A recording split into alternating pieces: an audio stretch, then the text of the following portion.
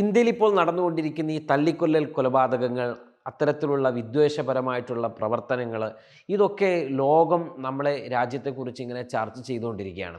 ഇന്ത്യയിൽ മൂന്നാം തവണയും നരേന്ദ്രമോദിയുടെ നേതൃത്വത്തിൽ BJP സർക്കാർ അധികാരത്തിൽ വന്നതോടെ ന്യൂനപക്ഷങ്ങളെ ലക്ഷ്യം വെച്ചുള്ള വിദ്വേഷ പ്രചാരണങ്ങൾ കൂടിയതായി അമേരിക്കയുടെ ആസ്ഥാനമായിട്ടുള്ള ചിന്താ സ്ഥാപനത്തിൻ്റെ ഒരു പഠന റിപ്പോർട്ട് ഇപ്പോൾ പുറത്തു വന്നിരിക്കുകയാണ്. ഇന്ത്യയിൽ മതന്യൂനപക്ഷങ്ങളെ, പ്രത്യേകിച്ച് മുസ്ലിങ്ങൾക്കെതിരായ നീക്കങ്ങൾ അമ്പരപ്പിക്കുന്നതാണ് എന്നാണ് ഇന്ത്യ ഹേറ്റ് ലാബിൻ്റെ IHL റിപ്പോർട്ട് ചൂണ്ടിക്കാണിക്കുന്നത്.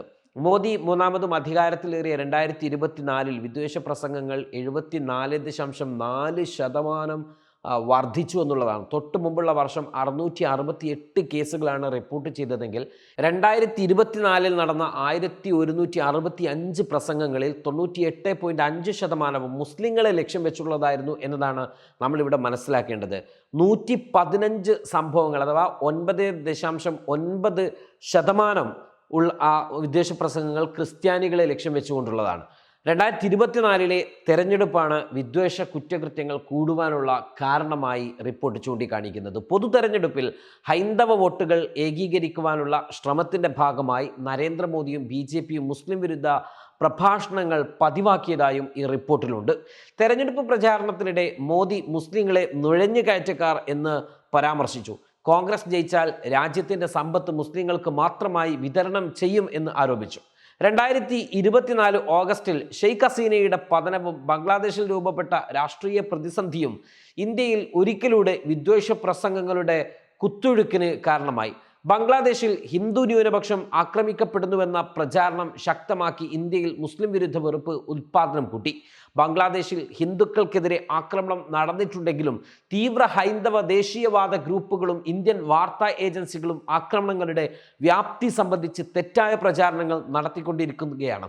മുസ്ലിം വിരുദ്ധ പ്രചാരണത്തിന് ഇത് ആക്കം കൂട്ടി. വിദ്വേഷ പ്രസംഗങ്ങളിൽ 98.5% മുസ്ലിങ്ങളെ ലക്ഷ്യം വെച്ചുള്ളതാണെന്നും 2/3 BJP ഭരിക്കുന്ന സംസ്ഥാനങ്ങളിലാണ് നടക്കുന്നതെന്നുമാണ് റിപ്പോർട്ട് വ്യക്തമാക്കുന്നത്. 2024 ആകെ നടന്ന വിദ്വേഷ പ്രസംഗങ്ങളിൽ 450-ലധികവും നടത്തിയത് BJP നേതാക്കളാണ്. 63 നടത്തിയത് പ്രധാനമന്ത്രിയാണെന്ന ഗുരുതര കണ്ടെത്തലും റിപ്പോർട്ടിലുണ്ട്. മുന്നിലുള്ളത് ഉത്തർപ്രദേശാണ്, 242, മഹാരാഷ്ട്ര 210, മധ്യപ്രദേശ് 98 എന്നിവയാണ് ഓരോ ഓർഡർ പ്രകാരമുള്ള സംസ്ഥാനങ്ങൾ. ബാബരി മസ്ജിദ് തകർത്ത സ്ഥലത്ത് നിർമ്മിച്ച രാമക്ഷേത്രം മോദി ഉദ്ഘാടനം ചെയ്തത് ന്യൂനപക്ഷങ്ങളുടെ ആരാധനാലയങ്ങളെ ചുറ്റിപ്പറ്റിയുള്ള വിദ്വേഷ പ്രചാരണങ്ങൾ ശക്തമാകാൻ കാരണമായി.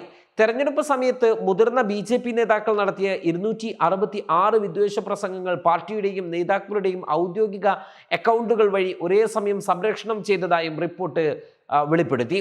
US ആസ്ഥാനമായ centre for the studies of organisation ഹേറ്റിന്റെ CNOH കീഴിലുള്ള NGOയാണ് ഇന്ത്യ ഹേറ്റ് ലാബ്.